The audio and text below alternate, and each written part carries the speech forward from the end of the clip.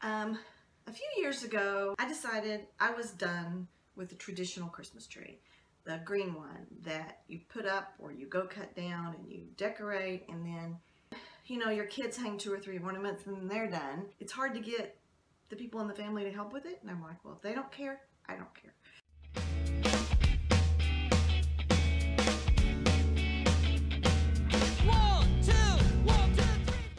So I decided to go with non-traditional, not the green, Christmas trees.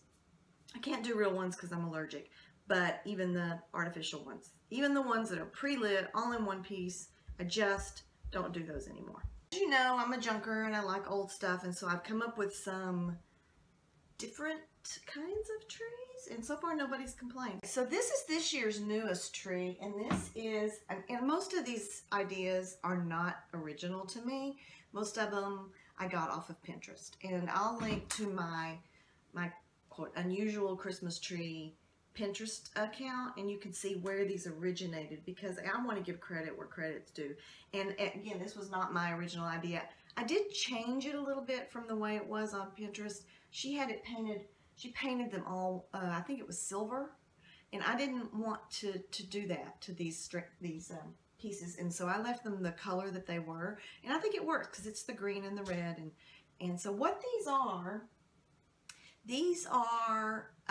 Christmas tree stands, and I've got 1, 2, 3, 4 of them, and this top one is just the bowl part. I turned it upside down. So you go from bigger to smallest, and you stack them, and I had to wire these together. The engineering on this isn't just you stack them and you're done.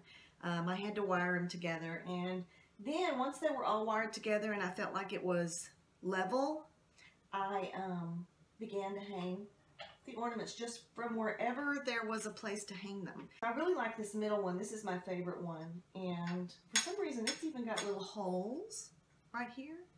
And I thought about adding some ornaments. Let me show you what I may do. Put some in these 3 into these little holes. Wouldn't that be cute? A few of them, like right here, there was really no way to hang it, and so I just wired it. I put a piece of wire and hung the ornament there because I thought it needed something to fill it out. For the top, this is just a topper, and it's actually glued. I used the goop glue, or the, was it E5000, E6000s, whatever all the jewelry makers use.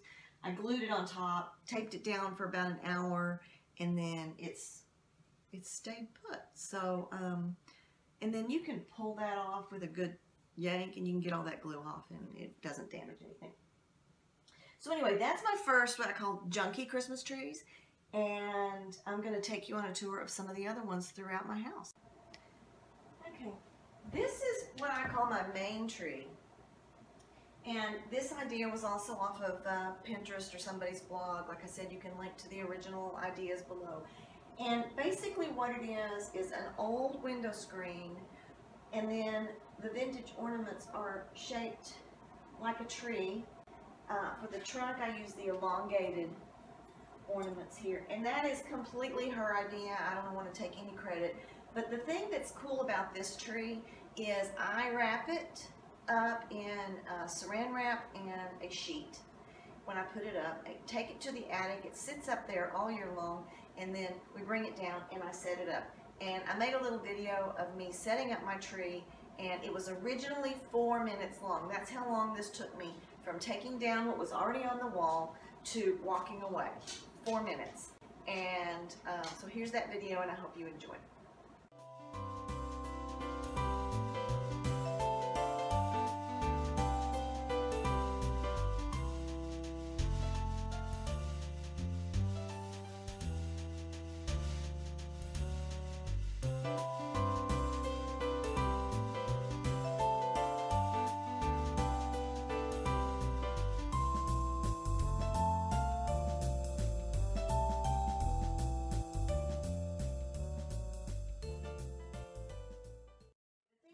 Tree is, the first time you do it, it takes a long time.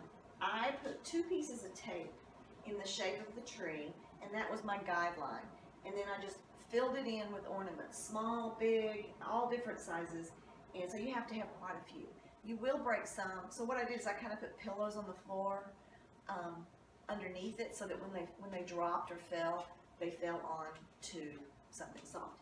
Because I have little ones that come to my house, I have wired this to the wall. There's a nail that holds a clock normally, and I just put in a heavy gauge wire and wrapped it around that nail and through the screen, and that keeps it from possibly toppling down on top of somebody. And as far as lighting it up, now the video makes it look a little darker than it actually is. It's pretty light, it's pretty bright because all these ornaments reflect the light in the room. But I got one of those things at Home Depot that has like the circling stars, and when the lights are off, let me see, there's the stars. Can you see them coming up and down? Now I want to talk about a couple of the other trees I had. One of them is an aluminum tree, and those go together really easy. It's just aluminum branches into the pole, and then you just hang your ornaments like normal. There, the one I have is sort of short, so I put it up on a table or up on something.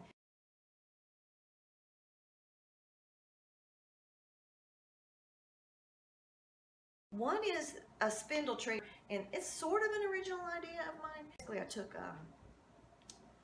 a rod and I put old baluster spindles on it and scattered them around in different, around so that they're scattered. And then I think I put a finial on top, and then I hung the ornaments. I tied rope around the different spindles and I hung ornaments on it.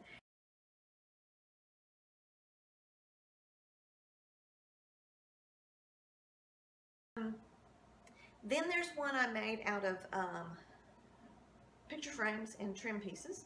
I'll put a picture of that up.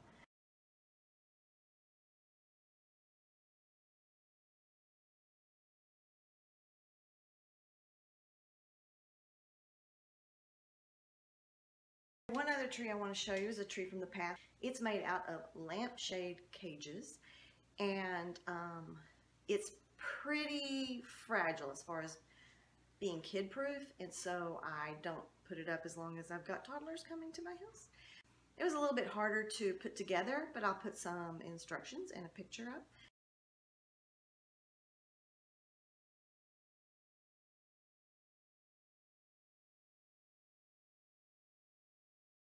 I hope that you got some inspiration for some maybe outside the box Christmas trees. I'm going to take you on a little video tour of some of my vintage Christmas, the decorations I put up every year. And I don't go over the top for Christmas, but I do put out a few things, and I hope you enjoy.